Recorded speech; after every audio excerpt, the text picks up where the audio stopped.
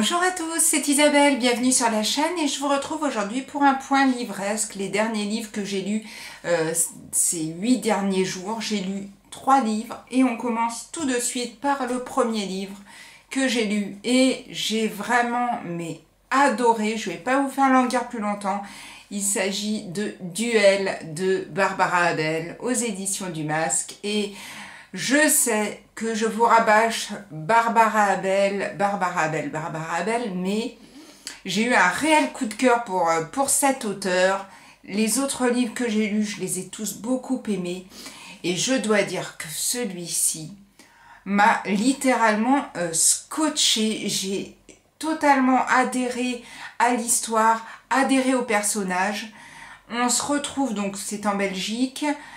Lucie, qui est une jeune femme, est mariée, elle a 2 enfants, elle est heureuse dans sa vie et un jour sonne à sa porte une émission télé qui lui apprend que quelqu'un souhaite la retrouver, la recherche et souhaite la rencontrer donc sur cette émission.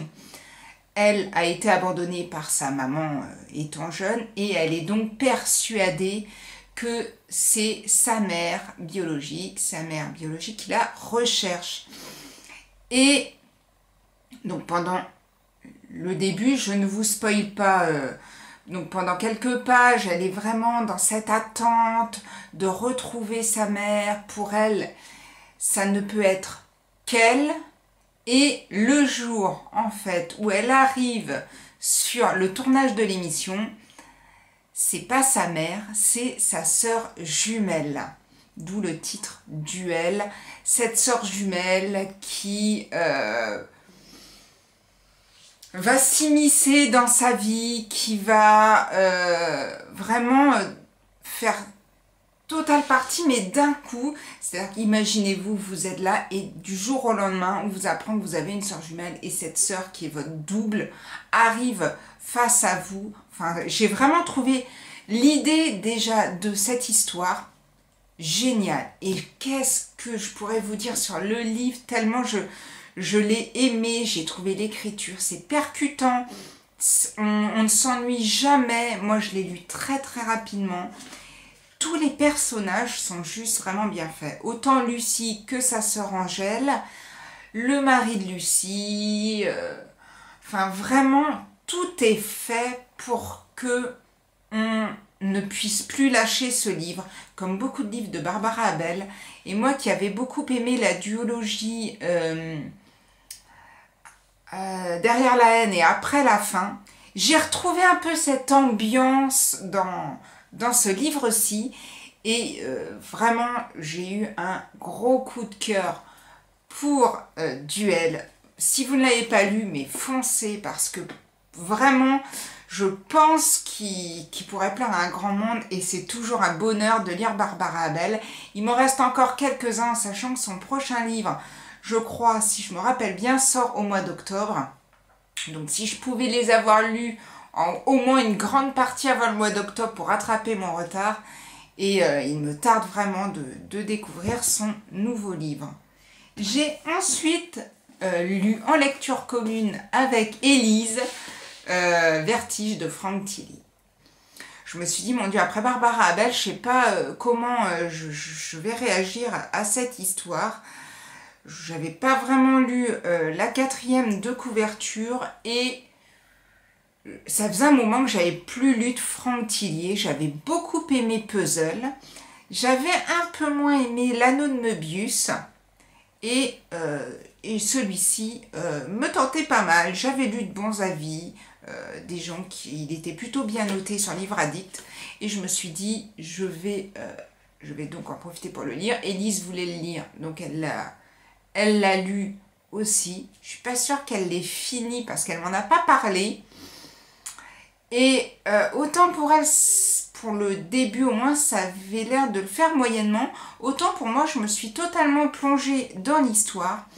Donc ce livre, on retrouve le personnage central, Jonathan Touvier. Jonathan Touvier, c'est un alpiniste.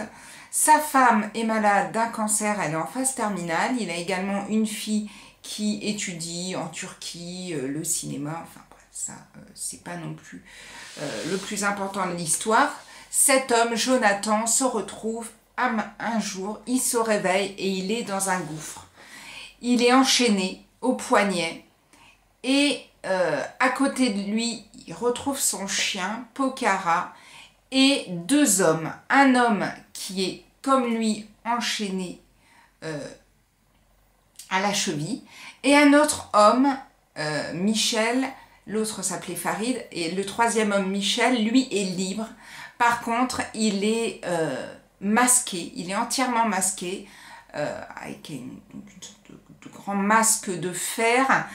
Il est libre, mais s'il s'éloigne de trop, il risque d'exploser. Et ces trois hommes se retrouvent là. On ne sait pas pourquoi, on ne sait pas comment, on ne sait pas qui ils sont vraiment, est-ce qu'ils sont bons, est-ce qu'ils sont mauvais. C'est assez perturbant au départ parce qu'on ne comprend rien.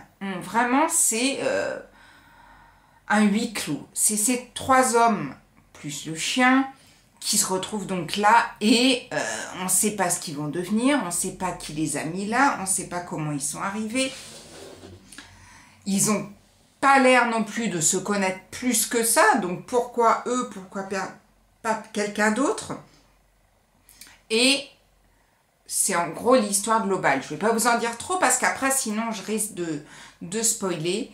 Pour moi, ça l'a vraiment fait. Je suis totalement rentrée dedans. C'est un huis clos, certes, donc forcément, il n'y a pas non plus un max d'action. Voilà, parce qu'ils peuvent pas... ils évoluent juste dans ce gouffre-là. Mais j'ai quand même trouvé l'histoire assez intéressante. J'ai retrouvé un petit peu... Alors, je ne sais pas si Élise sera d'accord avec moi, mais moi, j'ai retrouvé un petit peu de suspense que j'avais eu dans Puzzle, ce petit côté huis clos, ce petit côté avec des différents personnages, on ne sait pas vraiment. J'ai bien aimé, je continue à dire que Puzzle est le livre de Franck Tillier que j'ai préféré jusqu'à maintenant, mais moi j'ai vraiment beaucoup aimé Vertige. Donc si vous voulez lire un Franck Tillier, parce que ça fait toujours du bien de lire un Franck Tillier, je vous conseille celui-ci. Le troisième livre que j'ai lu pendant cette semaine, il s'agit de Réflexe de Maud Mayoras. C'est un thriller psychologique. On retrouve dans ce livre le personnage d'Iris Baudry, qui est photographe à l'identité judiciaire. Donc elle vient sur les scènes de crime et elle shoot, elle prend en photo les cadavres afin de pouvoir trouver l'identité des tueurs. Et elle arrive donc sur une scène, au début de ce livre, sur une scène où il y a un enfant qui est mort. Et on va un peu la mettre de côté parce que Iris Baudry a perdu son enfant qui a été assassiné par un tueur en série. Son petit garçon, Swan, a été assassiné par un homme qui s'appelle, il me semble que je dis son bon nom, Eddie Chappell, et cet homme a été donc identifié comme le tueur de Swan et a été mis en prison.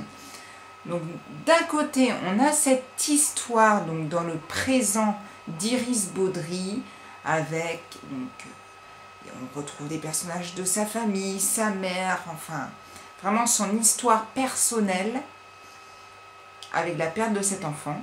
Et de temps en temps, donc ici ou là, on retrouve des chapitres qui s'appellent Silence, qui commencent en 1919 mais qui s'étalent sur le temps, où on retrouve donc pour la première partie donc en 1919, juste après la guerre, on retrouve le personnage de Julie. Et Julie est une jeune femme, elle va se faire violer. Et de ça, donc, va découler qu'elle va se retrouver enceinte suite à ce viol. Et elle va accoucher d'une petite Lucie. Et c'est ce personnage de Lucie qu'on va voir évoluer au fil du livre. Donc, toute son enfance jusqu'à... en fait, toute sa vie va se dérouler comme ça, entre plusieurs chapitres de la vie d'Iris Baudry, on va retrouver ce personnage. On ne comprend pas vraiment le lien entre les deux femmes. Qu'est-ce qui les amène les unes aux autres avec autant de décalage de temps? J'ai trouvé ce livre bien construit parce que justement ces deux personnages qui sont vraiment très très intéressants, autant l'un que l'autre est tellement différent, amènent vraiment une profondeur et quelque chose de très fort à l'histoire. Moi, c'est vraiment deux personnages qui m'ont bluffé. Ce livre, je l'ai lu en une journée. C'est vraiment très très rare que je reste scotchée aussi longtemps à un livre, en sachant que j'ai dû le terminer vers minuit, 1h du matin. Que si vous êtes un peu... vous avez du mal à vous endormir, que vous avez tendance comme ça à penser à vos livres, même une fois endormi, moi c'est mon cas. Des fois, je suis en pleine lecture de certains livres et quand je m'endors le soir, je pense à l'histoire. Bon ben là, clairement, j'aurais dû attendre le lendemain matin pour terminer le livre. Ce livre est juste bluffant parce que l'auteur arrive à nous amener donc à cette fin, ou même à cette double fin, et c'est vraiment, mais tellement bien fait. On est pris donc d'abord dans cette double histoire, et après, bam, on arrive, on nous envoie une petite révélation qui est déjà bien costaud, et là, on arrive à la fin, avec la révélation, mais le truc de fin. C'est vraiment un truc de fou. C'est un livre de taré, mais moi ça m'a tellement bouleversée que voilà, toute la nuit j'y ai pensé et ça m'a pas ruiné ma nuit, hein, mais j'ai pas arrêté de penser à ce livre. Je comprends les gens qui ont dit oui, ça a été un réel coup de cœur, ça a été vraiment quelque chose de fort, parce que ça l'a été pour moi aussi. Ça a fait ma journée, j'ai plongé dans cette histoire et même maintenant quand je repense à cette fin, je me dis qu'elle doit être sacrément barrée, Maud Mayoras, parce que moi ça m'a totalement pris et ces deux femmes, voilà, en y repensant, je me dis que c'était vraiment bien amené, c'était vraiment bien fait. Et même quand on pense savoir, parce qu'on se dit, oh bah tiens, on ne peut pas s'imaginer, franchement on ne peut pas s'imaginer cette fin. C'est un truc de fou. Moi je ne peux que vous conseiller de lire ce livre de Maud Mayoras, tout comme celui-ci qui est aussi dans un genre très différent, celui de Barbara Bell. Je me rends compte que j'ai fait une semaine thriller psychologique, puisque le dernier c'est un Franck Tillier, c'est également un thriller psychologique. Si vous avez lu un de ces trois livres que vous avez aimé ou pas, n'hésitez pas à me laisser votre avis dans les commentaires en dessous de la vidéo. J'aime toujours moi avoir les avis des autres, et moi il y a des livres qui m'ont beaucoup plu et je comprends que certaines personnes ne les aient pas aimés.